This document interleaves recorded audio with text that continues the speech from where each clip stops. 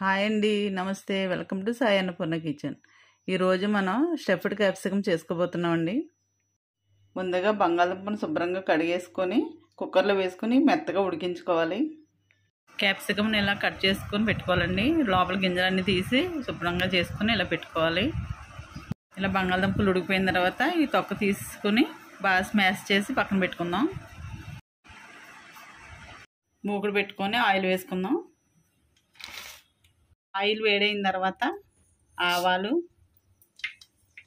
జీలకర్ర వేసి వేయించుకోవాలి. జీలకర్ర కూడా వేగిన తర్వాత పచ్చిమిర్చి వేసి వేయించుకోవాలి. కరివేపాకు కూడా వేసుకోవాలి. పచ్చిమిర్చి వేగిన తర్వాత ఆనియన్స్ కూడా వేసుకుని బాగా వేయించుకోవాలండి. ఆనియన్స్ వేగుతున్నప్పుడు కొద్దిగా ఇంగు వేసుకుందాం. కొద్దిగా పసుపు వేసుకుందాం. సాల్ట్ కూడా వేసుకుందాం, సరిపడంత సాల్ట్. అలాగే ఒక స్పూను అల్లం వెల్లుల్లి పేస్ట్ కూడా వేసుకొని వేయించుకోవాలండి. కూడా బాగా వేగిపోయిన తర్వాత ఒక స్పూను ధనియాల పొడి, ఒక స్పూన్ జీలకర్ర పొడి వేసి బాగా వేయించుకోవాలి. అలాగే సరిపడంత కారం కూడా వేసుకొని కలుపుకొని వేయించుకోవాలి. అలాగే మనం ఆల్రెడీ బంగాళదుంప ఉడికించుకొని స్మాష్ చేసుకున్నాం కదా, అది కూడా వేసేసుకొని ఇందులో కలుపుకుందాం. ఓకే అండి, క్యాప్సికమ్ స్టఫింగ్కి కర్రీ రెడీ అయిపోయింది. ఇది స్టవ్ ఆఫ్ చేసుకుని బాగా చల్లార్చుకుందాం. ముందుగా ఈ కర్రీ బాగా చల్లారిపోయిందండి.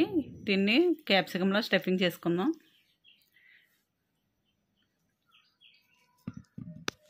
ఇలా క్యాప్సికం అన్నిటిలోని ఇలా స్టఫింగ్ చేసుకొని మళ్ళీ వేయించుకోవాలండి. వెలిగించుకొని మూగుడు పెట్టుకుని ఆయిల్ వేసుకుందాం. ఆయిల్ వేడైన తర్వాత స్టఫింగ్ చేసుకున్న క్యాప్సికం ఇందులో పెట్టేసుకుందాం.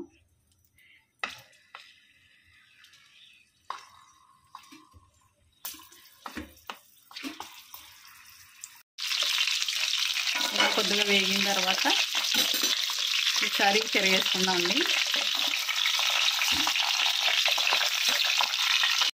ఇలా మళ్ళీ ఇంకొకసారి ఇలా తిరగేసుకుందాం. ఇలా రెండు వైపులా బాగా వేయించుకోవాలండి. బాగా మగ్గేంత వరకు వేయించుకోవాలి. మూత పెట్టుకొని 10 నిమిషాలు ఉడికించుకుందాం. ఓకే అండి, ఇలా మగ్గిపోయిన తర్వాత పక్కకు తీసుకుందాం. ఇదే ఆయిల్లో మిగిలిన క్యాప్సికమ్ కూడా పెట్టేసుకుందాం అండి. ఇవి కూడా బాగా మగ్గిపోయినాయండి. ఇవి కూడా తీసేసుకుందాం. ఓకే అండి, స్టఫ్డ్ క్యాప్సికమ్ రెడీ అయిపోయింది. ఈ వీడియో కనుక నచ్చినట్లయితే లైక్ చేయండి, షేర్ చేయండి, కామెంట్ చేయండి.